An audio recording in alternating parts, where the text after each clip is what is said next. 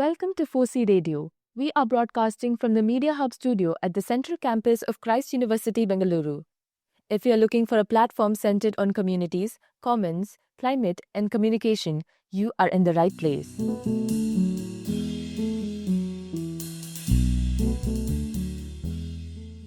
In this episode, we explore one of the most discussed laws in the country, the Digital Personal Data Protection Act or the DPDP Act. Anoushka Kundu speaks to Nikhil Dey, RTI activist and founding member of the Mazdoor Kisan Shakti Sangathan. He has spent decades working on social audits, access to information, and welfare rights.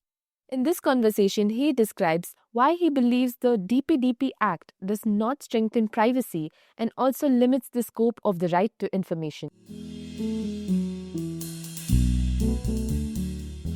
So, what is your opinion of the DPDP Act?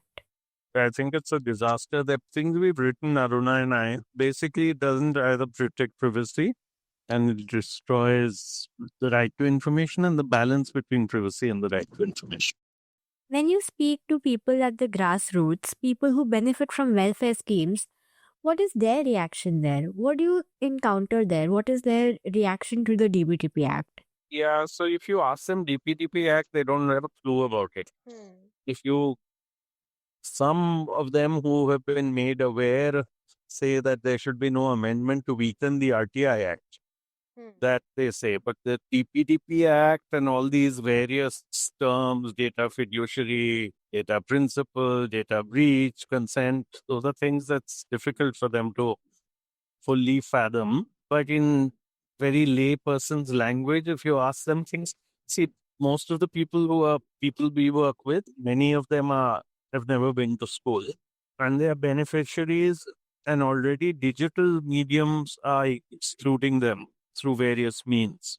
And in a sense, collective access to information is about the only thing that helps them because they can't do it alone. So if you talk to government people, they say, oh, but they will have access to their own information. But that's just a myth because they don't know how to access it. They don't know how to read it. They don't know how to use it. So it has to be groups of people, movements, campaigns who stand up for the rights of thousands or hundreds of thousands of people and make sure that they are not run out of their rights. So already it's begun. For instance, ration data is being masked. Now in Jharkhand, we've got reports. So what used to be available at a click that whoever's getting rations yesterday, today, or not got was clear. Now, because of KYC, you're not getting and you don't know who's getting or not getting. So very legitimate people are being knocked off by the lakhs because of KYC requirements. And this is just one small example. I mean, you can take that example into corruption. Earlier, dealers would give 1 month's ration and make people put their thumb impression for 2. And people, they would say, itna hi aaya hai. Now, it's only when they got to it, they did not get to it. People like us got to it and showed them that, look, 2 months' rations has been booked against your name. Then they made complaints, then truckloads of rations came back. So whether it's corruption, whether it's access to your rights, whether it's holding someone accountable, who marked me dead as a pensioner when I'm alive. So these are all welfare examples. So that I've been marked dead, I don't even know why the hell my pension has stopped. It's only people like us who go dig up the records, find it, show it to them that they've been marked dead or they've been marked out of state. And if I can't get to know why X, Y, or Z did not get there, I don't even know. Firstly, I go with a list of those who are not getting their rations or pensions. Then I find out, okay, what's your problem? Then I look at it, discuss it with them. If I don't have that list, kahani khatam. So, if you put out an RTI request for the same, will that be denied now? Of course, because it's personal information. But even if people claim they're not getting rations, they can get their own information. I'd like you to put yourself in their position for 1 day, 1 week, 1 month, 1 year and see how difficult it is for them to make any claim individually. Impossible. So do you think all types of RTI requests will be hard to pursue or are there specific types? I mean, anything that has a name, which is 90% of RTI requests. Yeah. Why would I ask an RTI? In 90% of the cases, I would like to identify someone who did or did not do something. What was to be done? Yes, but who was to do it? I mean, everywhere there is a person responsible. So RTI was useful for three major reasons: to stop corruption or curb the arbitrary exercise of power, and to enable people to get their rights, access their rights. All three become impossible because I can't identify who's doing something wrong. How can I fight corruption? Use RTI to fight corruption. If I can't find out who is selected someone wrongly, for instance, or whatever, there are all kinds of things. Misuse their power and position to give a wrong license to someone or a wrong contract to someone. How can I control that? Or violated someone's human rights or whatever. Or the third is, if I want to find out why my pension has stopped, who wrote that I'm dead? I can't find out the name of that person, can't find out anything, and it's very widely defined. Do they define what the term personal means in the law? Of course they do. They define personal data. Yeah, they define personal data. They define digital personal data. What more do they need to do? They define personal data as having to do anything that can identify any person. So that's name, address, phone number, photograph, any of those things. And that's how they're stopping it already. Already it's started happening.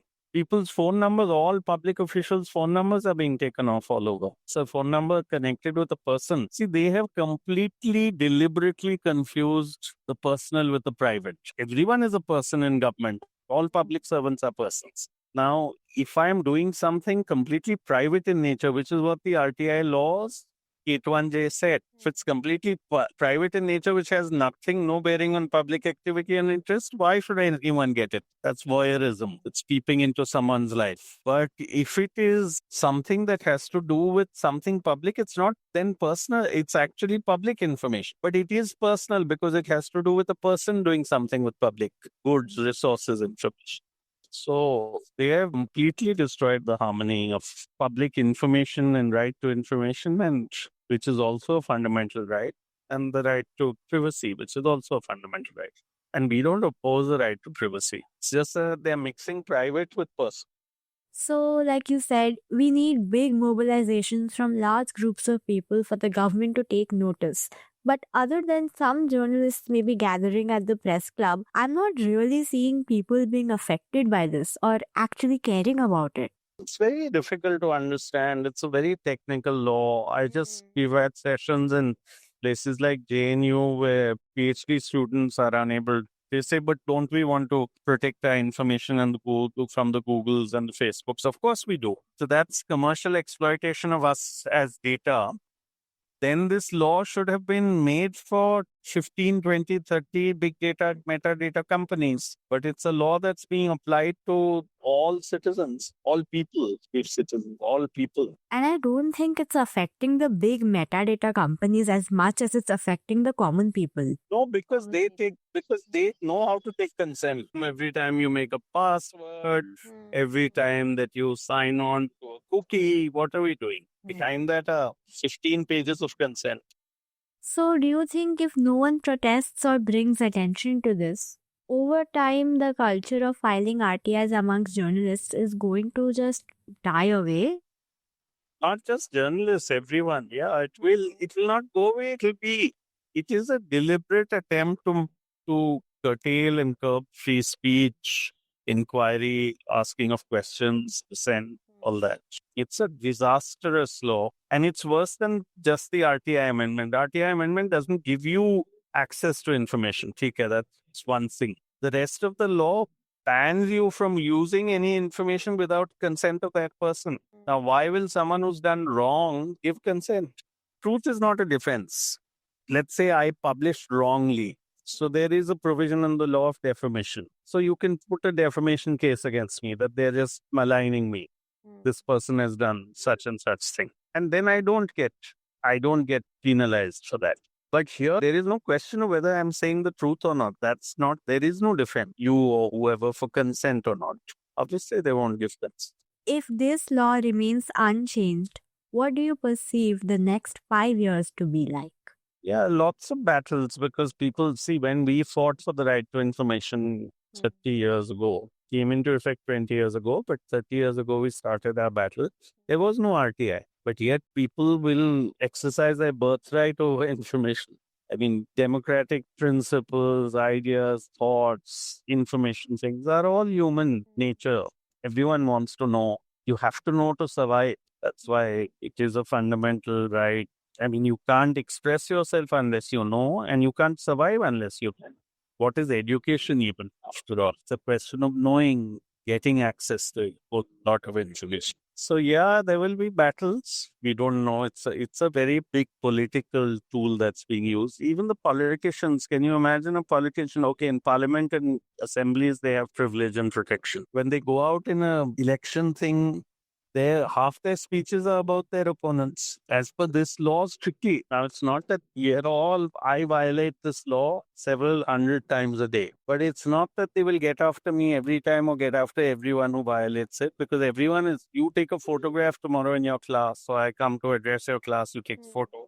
Without consent, one of the people there can say, my consent was not sought, and it was put on social media, it was put here, it was put there. Who can, entire social relationships potentially get affected by this? So, yes, of course, there is a need for privacy. There is a need for data protection. There's no doubt about that. But this is not the way to get it. This is just misusing that need.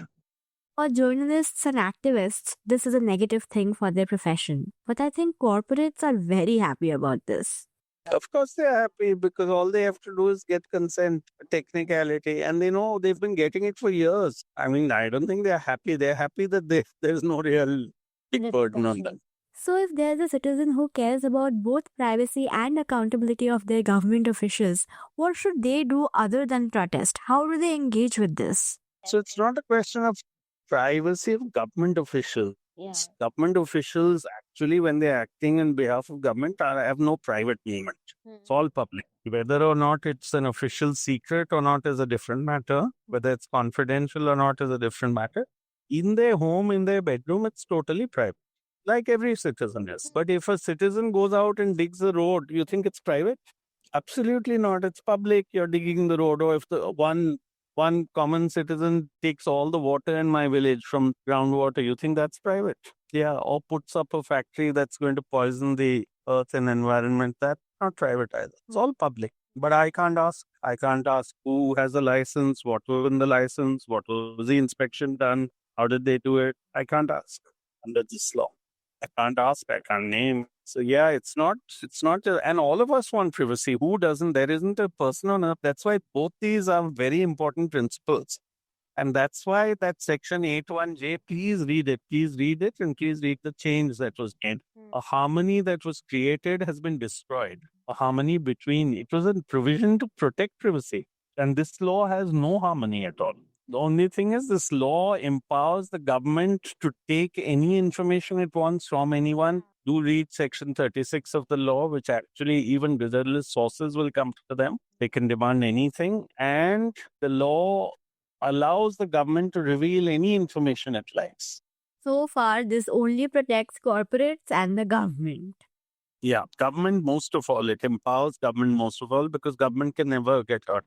Government should. It's the biggest. Government's very big misuse of information is surveillance. And this allows total surveillance without any kind of restriction or balance or check.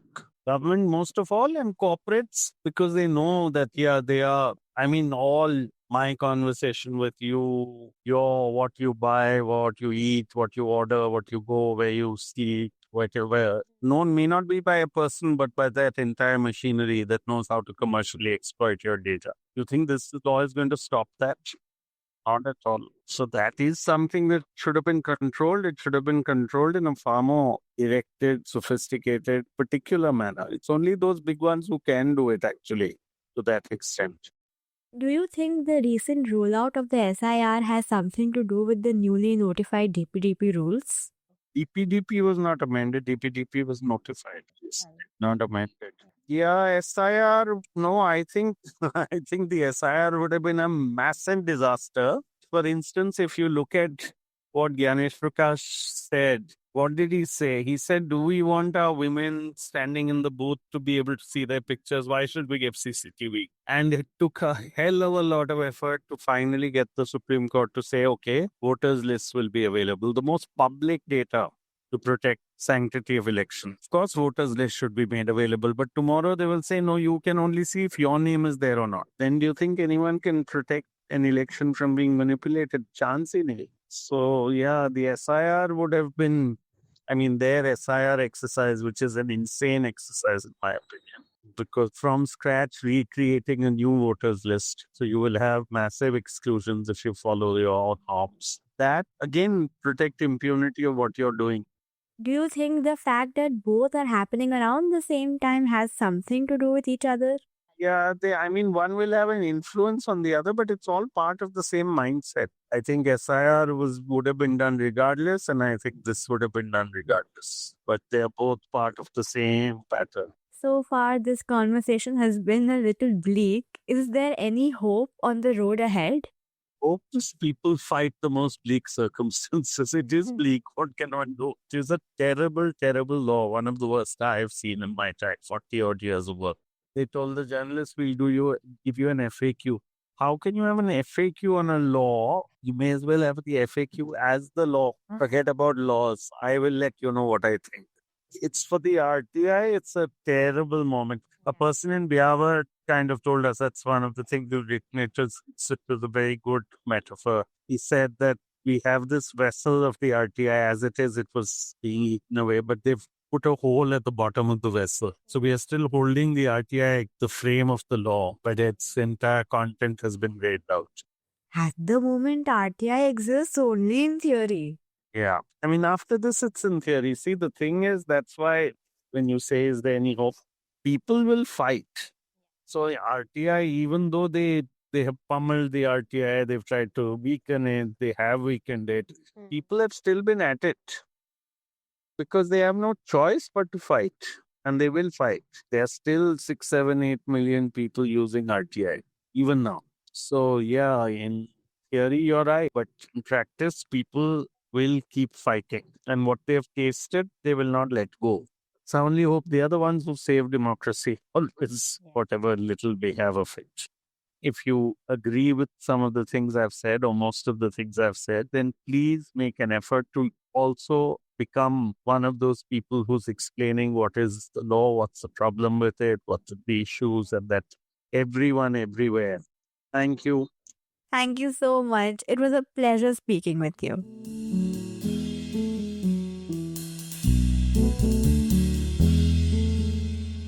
Thank you for listening.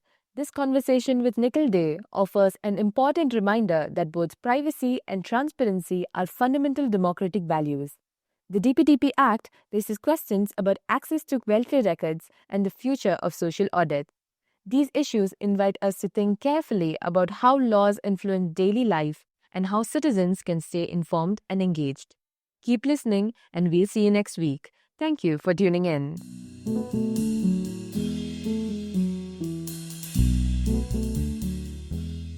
This episode was led by Anoushka Kundu, edited by Srinivas Aditya, and illustrated by Vernika Singh. I am Niveda Madhavan, signing off for now. Follow us on Instagram and X for updates. We will be back with more next week. Till then, stay curious and question everything. Fosse Radio is an initiative by the Department of Media Studies, Christ University, Bangalore.